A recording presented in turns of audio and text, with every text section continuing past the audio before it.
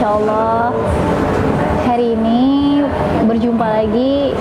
Mungkin pertama kali ini adalah vlog perdana aku dan suami.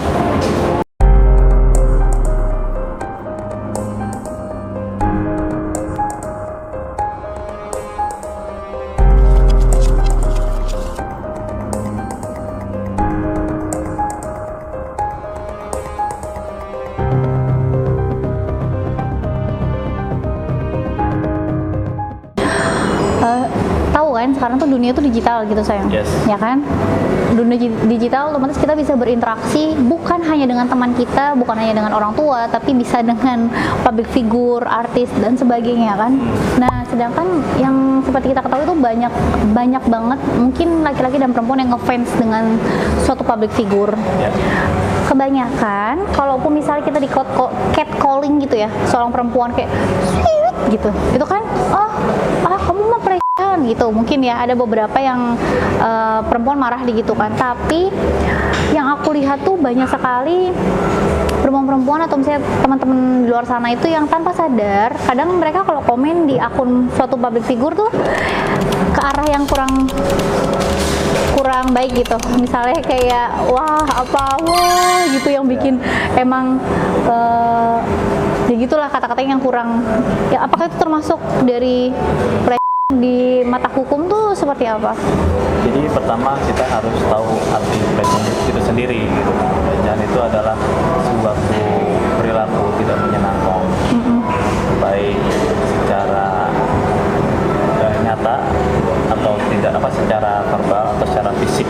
Oh, jadi ada secara verbal dan secara langsung fisik, dan juga ada yang yang secara omongan. Oke. Seperti itu kan.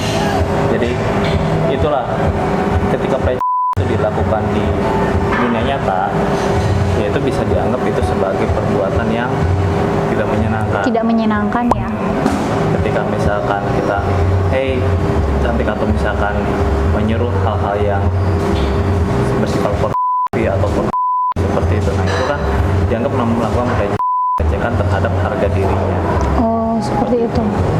Namun apabila kita melakukan hal tersebut di dunia maya, maka itu akan ada undang-undang ITE. Undang-undang ITE. Yang mana ketika di dunia maya itu dilakukan bisa dilihat oleh banyak orang. Iya, kadang malu ya. Kadang malu seperti itu kan, menyebabkan nama baiknya tercemar seperti itu.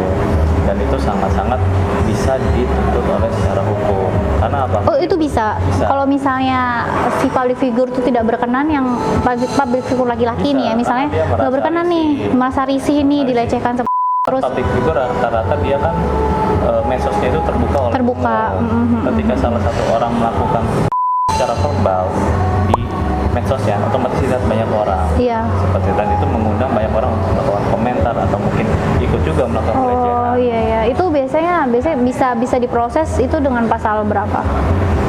Itu ada pencemaran nama baik. Pencemaran nama baik. Seperti itu. Nah, itu nanti bisa dipenuhi unsur-unsurnya.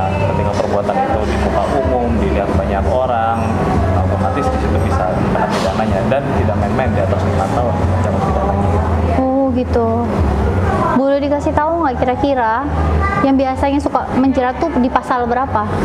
Kurang lebih untuk UU ITE khusus untuk pelecehan secara verbal di medsos. Sebetulnya banyak itu, karena namanya pelecehan kan harus dilihat dulu.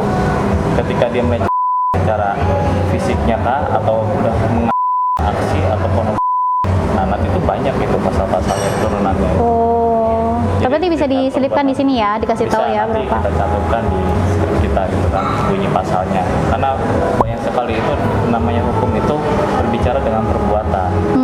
Jadi harus jelas dulu perbuatannya itu seperti apa, pelecehannya. Ya, jadi teman-teman juga harus hati-hati dalam hal mengetik sesuatu komentar, meskipun kita mencintai seseorang, public figure, atau misalnya kita ngefans banget, benar-benar harus dijaga setiap tutur kata, ketikan, karena ketika orang tersebut tidak terima atau merasa tersinggung, itu bisa dilanjutkan prosesnya, apalagi kalau misalnya sudah mengganggu sekali ya. Karena menimbulkan kerugian di sini kan tidak hanya bersifat material, Oke. bisa material dalam artian ketika ada orang yang menyebut misalkan nih melakukan pelecehan, body shaming lah ibaratnya. Iya. Gitu kan. Oh, body shaming juga termasuk berarti. Body shaming ketika misalkan itu digambarkan secara itu dianggap pelecehan.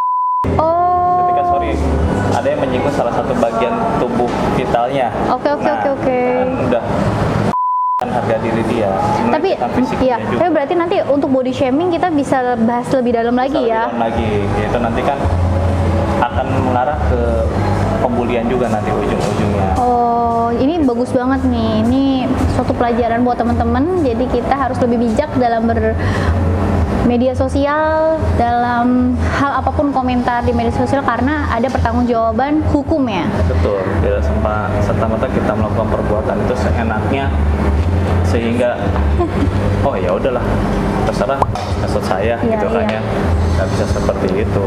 Kita harus lebih bijak dalam melakukan medsos itu karena apa, tidak sedikit banyak orang yang Makasih Mbak. berdampak negatif ya, dan berdampak negatif ini bisa menimbulkan depresi akibat kita tidak bisa bijak dalam menggunakan media sosial kita.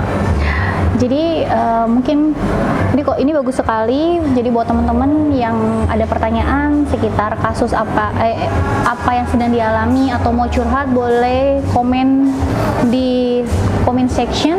Nanti bakal kita jawab satu-satu insya Allah.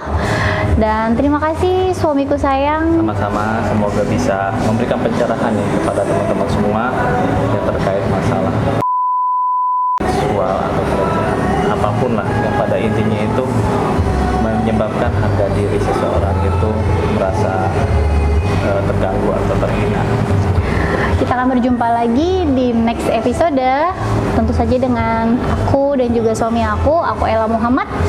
Fajir Filati. Terima kasih. Wassalamualaikum warahmatullahi wabarakatuh. Waalaikumsalam warahmatullahi wabarakatuh.